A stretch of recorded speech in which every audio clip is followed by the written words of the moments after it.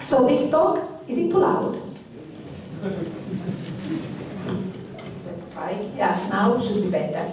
So this talk was prepared together with Bernice Vader, who I saw down there, hiding. So it's going to be about time series. It was an old project about time series, and we reshaped the old project using the big data opportunities to allow, of course, for speed and to do more things with speed, but also since now we have more possibilities to execute things that were not possible before, to free our imagination about what we could build if we didn't have the computational bottleneck. So that's what this project is going to be about. I am Bernd, and upstairs there is John. We work for KNIME. KNIME is a small company. We produce an open source tool platform for data analytics. So you can download it. It's www.knime.org. You can download the tool. You can start playing with it. The whole analytics, there are more than 1,000 nodes. It's too loud. So there are more than 1,000 nodes, and you can use them to do data manipulation. You can use them to do, perfect, thank you. You can use them to do data manipulation. You can use them to do data analytics, now even big data, so interfacing your data analytics with Hadoop to do data preprocessing, or soon with Spark as well. So, it's a growing platform that allows you to free your imagination and do whatever you want with your data. Okay, so let's start with this particular presentation. So with this job, as I said, it was I had an old legacy of workflows that I used to do energy prediction. So you have now these smart meters in every house and every building. And then you get monitored how much energy you consume. I think the sampling rate is every half an hour, so how much energy you consume. Based on that, you get as many time series, as many smart meters are available. So that means the whole population of Switzerland, or the whole population in this case of Ireland.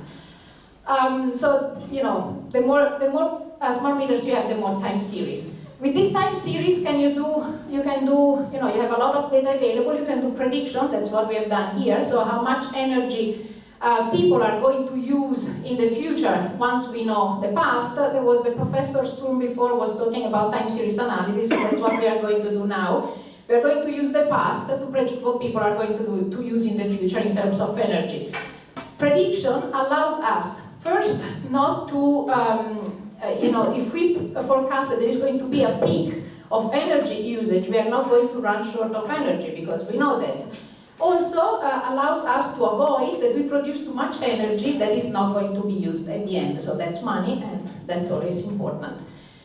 In any case, this particular case is about energy prediction, but of course the world of big data is around, it's growing constantly, because more and more data is available. So this is a picture that I found on a publication, and basically every minute those are the data that are produced. We have Twitter, of course, everybody's tweeting, and more people are tweeting. Now even the elections are pre-decided based on what people on Twitter say. We have the Google queries, we have YouTube videos, we have Facebook, we have so tons of data coming mainly from social medias, but also coming from other devices. And indeed, one of the biggest drive for data acquisition is the Internet of Things. Now it's not only what you say on social media, it's also what your toothbrush is going to tell you, reminding you what you actually need. Maybe battery is low or something like that. Your oven is going to talk to you and tell you that the steak is going to be ready soon enough. So, there are going to be a massive amount of data that is going to end up in a repository, not only social media data, but also sensor-based data. So those are the things that, in any case, are coming. Even if if our company is not yet at the level of using big data, very likely more and more data is a scenario that we have to think about for the future. Okay, so let's talk about the old project. That was a project that I developed in 2000, I think it was 2011. And it was, as I said, about energy data. So we had smart meters. That was a pilot. So only 176 million rows, but that was enough to, let's say, slow down my laptop. And it was a pilot that the Energy Institute of Ireland was running in Ireland. They chose 6,000 household companies, stores, so 6,000 entities to monitor them via smart meters. The data was collected, was 1.5 years. This pilot project was 1.5 years of data collection, and then the data is now free, so you can call the Energy Ministry of Ireland to get the CD. They send you the CD, it's free, they get your name in exchange, well, but that's something you have to give them. And you can analyze the data. So we start with the 176 million rows. As I said, that's only the pilot. Oh, now, of course, the whole Ireland is monitored, so it's many more than that. We have,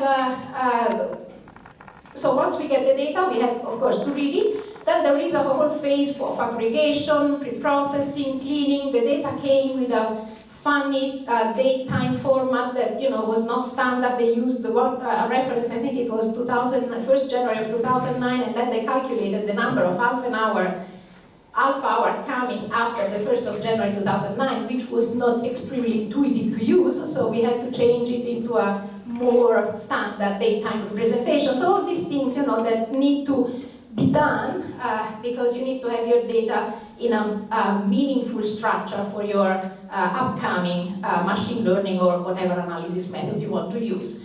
After that, so the final goal is to do prediction, keep that in mind. After that, we calculated some behavioral measures. Why did we do that? Okay, so we have 6,000 time series, 6,000 households, or 6,000 places that are monitored. We can do a time series prediction for all 6,000 time series, but that's only a pilot. It's going to be, I don't know how many residents are in Ireland, but a few millions for sure. So it's going to be a few millions time series predictions. We can't handle that. So usually, what people have done so far for time series prediction in energy, they take the data that they have, they aggregate them by clustering, so they move from 6,000 households to 30, 50, 100, 200, so a manageable number of clusters, and then they use the average time series for each cluster to do the time series prediction. That's how it has been done so far. And that's because, so the official reason is that you want to cluster your customers because maybe you get information about their behavior, and you might want to offer them customized contracts, which are all completely valid reasons. But the main reason is that the computational power is not there to do, to develop individual millions of models in autoregressive models to predict the future. So that's the main issue. So after that, then we calculated these behavioral measures to represent how people use energy. We then applied the clustering, the k-means in this case, to put together a household with the same energetic behavior, I don't know if you can say that. And then at the end, we run the prediction analysis on the cluster time series, okay?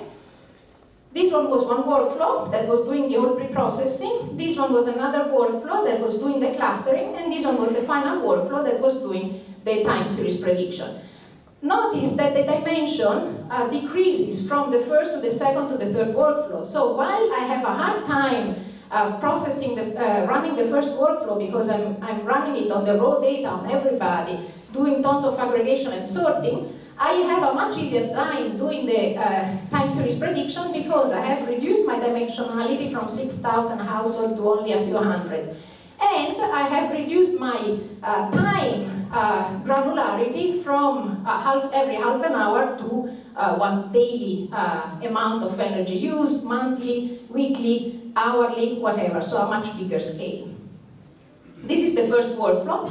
I don't know if you know KNIME. KNIME is a graphical interface, so it's not script-based, but you drag and drop stuff and you put together the nodes. Each node is dedicated to a particular task. You put together the nodes in a pipeline, and the sequence of nodes makes a workflow. So this is a workflow. The gray nodes actually are metanodes. Metanodes means nodes that contain other nodes, and that's used to hide the complexity of your analysis. This seems a very easy workflow, but in reality, inside there are a lot of aggregations and cleaning up and transformation and things like that. This was running on my laptop, so my laptop is nice, but not fantastic, and it took 2 days. So that was, it was not breaking, it was just running slow. So it was working, but if I made a mistake, which happens, then I had to start again, and then it's another 2 days, and then there is a deadline, and then I got completely insane. So that was, that's pretty much what it used to be. Now, big data. So this was a few years ago. In the meantime, big data has become more and more available. There has been a Hadoop. Now I'm not going to do the whole story of big data because it's too long. Anyway, but KNIME has developed a few nodes that allow you to access big data platforms, to allow you to access Hadoop-based platforms and all the dialects that have come out of Hadoop, like Impala, Cloudera, Hortonworks, MapR. So anyway, all this whole landscape, this whole zoo of big data platforms, and they are mainly run by SQL queries. Okay, it's going to, in July, there is going to be an integration also with the machine learning library of Spark. So there are these two components. You have nodes to run SQL queries on Hadoop or cousins of Hadoop platforms, and you also have this interface to run machine learning libraries using Spark. So in streaming and let's say not only in pre-processing, data pre-processing form. Okay, and this one I'm going to speak. Okay, so here I'm going to show the first part. So the first workflow, the one that took 2 days, has been re-engineered, not to run on my machine, but to run on a Hadoop platform. We used an Amazon cloud. So on a Hadoop installation, and the whole translation from my KNIME nodes to KNIME Hadoop-based nodes, it takes only 4 steps. So I'm still in KNIME. The only thing is that I'm changing the execution of my nodes. Instead of running on my local machine, I'm running them on a Hadoop-based platform, which is more performant. But the interface on my side is still KNIME. I don't need to learn much more than what I already know. I need 4 steps to do that. The first one is to access the big data platform, of course. So if you have, you need at least a path, a URL to a server. You need probably some credentials. So anyway, something like that. After that, you need to decide on which table you want to work, or tables. In this case, was only one, but also more than one. After that, you need to. So when you select the table, you can also write your own SQL query. If you are a SQL expert, an SQL expert, you can write a very complex query, and everything is done through this query. I am a bit, so I know a bit of SQL, but I have to say that they make my life a bit hard because, every big data platform has its own dialect. They have their own aggregation functions. I can't learn all of them. I can't keep up. So some of these nodes expose the particularities of the big data platforms in terms of aggregation, for example, or in terms of extra functionalities. So if I don't want to write my own SQL complex query, I can rely on these in-database manipulation nodes to do in-database processing that basically expose only some parameters for me, but build my final SQL query at the output of the node. I'm going to show you that. So the step 3 is to build a SQL query for in-database processing. Until now, I'm running all these steps on the Hadoop platform. I am not on my laptop. But, I mean, I'm not on my Windows installation. Finally, the fourth step is to run the SQL query, get the results, and import the results into my installation. So now, at this point, I get the results and I'm running KNIME locally. Yeah, so that's the last one. Okay, so let's move along these steps. The first one is to connect to the big data platform, as I said. There is a generic node, is the database connector node, where you can provide the JDBC driver, you can provide the URL of the server, and then you can connect. This works for all big data platforms that provide a JDBC driver. If you don't want to, dig up your JDBC driver because you have an older installation, or I don't know, or your vendor, you don't want to bug your vendors or something like that, there are a few nodes here that are pre-configured. So these nodes, for example, you use an Impala connector, you don't need to dig up the JDBC driver for the Impala connector, just give the URL string and you can connect to your Impala big data platform. Same thing for Hive, same thing for HP Vertica, same thing for MapR, I think Horton works. So every day there is a new dedicated connector that is being added to the big data connectors in KNIME. If you are using an outdated version of the big data platform, if you are using an outdated version of the big data platform, you can still dig up your JDBC driver and use the generic database connector, as I said before. Okay, so after that there is the step of selecting your table, and that's the node that selects the table. And here, as I said, if you're a SQL expert, you can write your SQL query, and it does everything. I had a huge SQL query because I was supposed to do date conversion, I was supposed to do cleaning up, I was supposed to do aggregations at different levels. So, writing a SQL query was not that easy. So this part is where I then write the SQL query. And I decided to take advantage of these database manipulation nodes that take a SQL query as input, expose some parameters, for example, to do the aggregation, and produce a SQL query as the output. Okay, so for example, if we check this node, we are going to see that there are a few nodes inside, and one is this node here. So this node here, where you can write a free SQL query, some of them. And this one is another node, the database group by, that exposes for me only the parameters on which I need to do the aggregation and the kind of aggregation, the aggregation method, and then at the end produces the SQL query, with the aggregation. So gets the SQL query as input, puts on top the aggregation, produced for the database, and then produces a more complex SQL query, including the input SQL query and the aggregation function. Finally, those are the last nodes. It's the database connection table reader node that runs the SQL query on Hadoop. I'm almost done. Runs the SQL query on Hadoop and imports the result into KNIME. Hopefully the result, I have a smaller dimensionality than the raw data, hopefully, and then I can manage on my machine as well. So those are the 4 steps I was talking about. And that was, the difference in execution was less than 30 minutes. Now, the comparison is not completely fair because one was running on my laptop, the other one is running on the Amazon cloud, very likely a more performant machine than what I had, but still, probably it's less than what I used to experiment on my machine. If I want to change, what happens if I want to change the big data platform? I used Impala Cloudera, and I don't like it anymore, my boss doesn't like it anymore, so I have to change everything, and that's not nice. Well, in this case it's very easy because I just change the data connector, I change the connection. If I use standard SQL queries, nothing has to be changed, right? Okay.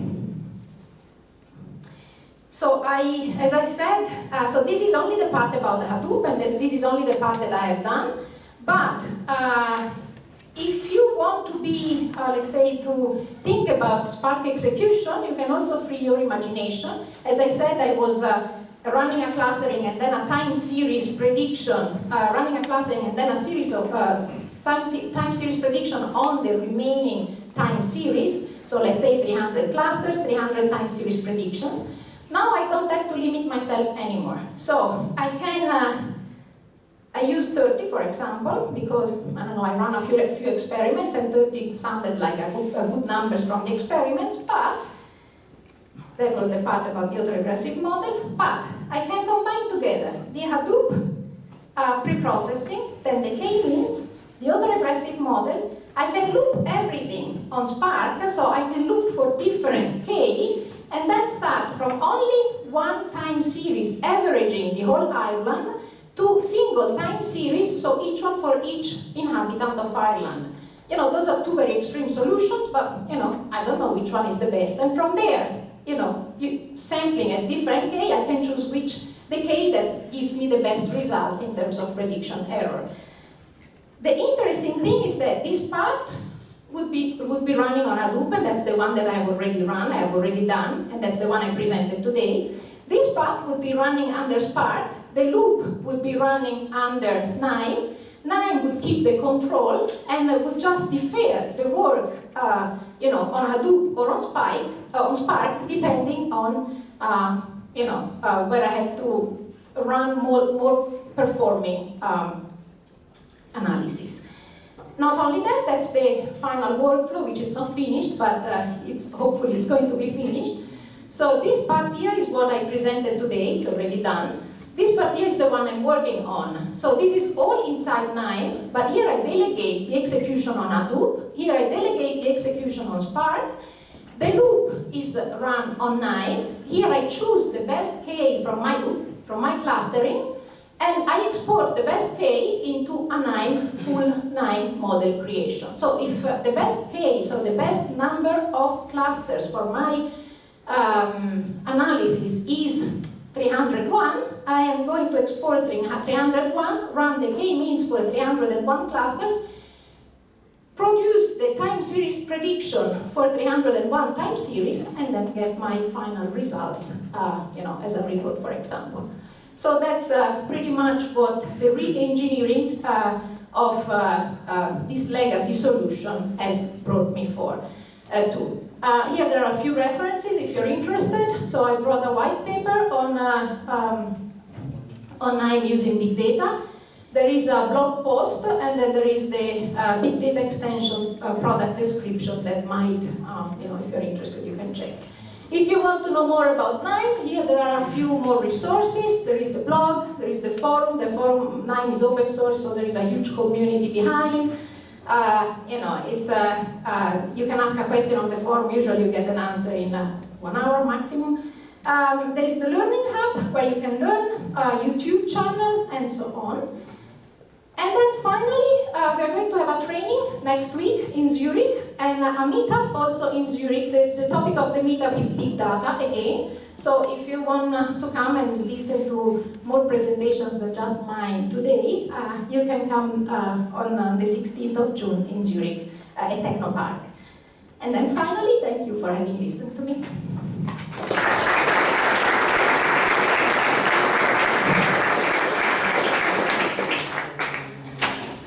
Thank you for the very interesting talk. I think you've nicely shown how you can connect the tools together. Nowadays, I think we still have questions for time for 1 or 2 questions from the audience. Is KNIME completely open source, or are there options where you need some license? So, this is always a question that I get. Yeah, because people ask, how do you pay the salaries? That's a very good point. So the analytics is completely free, so it's completely open source. The whole analytics, there is not a smaller version and a bigger version, so it's all the same version for the analytics. We pay the salaries by developing enterprise solutions around it. So, for example, a KNIME server, scheduling, data warehousing tools, this kind of stuff there. Yeah. Maybe one more last question. Originally, you had your data on your laptop, and then when you moved to the KNIME platform, of course, you had to move the data, right? So the KNIME the client of the KNIME is running on my laptop, so I had everything on my laptop. Then I moved the data on the Hadoop platform, yes, on Amazon. I used the Amazon cloud for the Hadoop platform, but the KNIME was still running on my laptop, so I was connecting to the Hadoop platform to run this part of the KNIME workflow on Hadoop instead of my laptop. Yeah. Okay, thank you. I think for the sake of interest of time, you can then ask, I'm sure, even more questions. Thank you very much for the interesting talk. Of course, you also get some wine. Yeah. Thank you. Thank you. And let's give her another applause.